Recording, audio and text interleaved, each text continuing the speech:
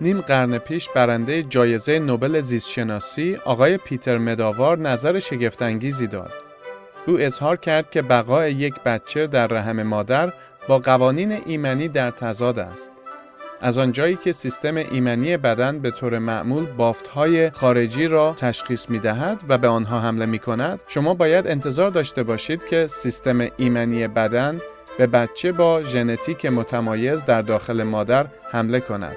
خب ما اینک می‌دانیم که این واقعاً اتفاق می‌افتد. اما بچه با داشتن یک سیستم دفاعی ویژه زنده می‌ماند. محققان در دانشگاه پزشکی جورجیا کشف کردند که جنین پستانداران آنزیم ویژه‌ای را تولید می‌کند که اثر تی سلول‌های قاتل مادر را مهار می‌کند.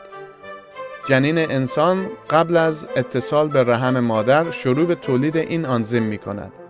این استدلال مهمی را که برای پشتیبانی از سقط جنین استفاده می‌شد را رد می‌کند که ادعا دارند که جنین قسمتی از بدن مادر است که باهاش به هر صورتی که مادر بخواهد می‌تواند برخورد کند. تحقیقات به وضوح نشان می‌دهند که جنین انسان از ابتدا از مادرش متمایز است. برای اطلاعات بیشتر از سازمان Creation Ministries International از وبسایت ما بازدید نمایید creation.com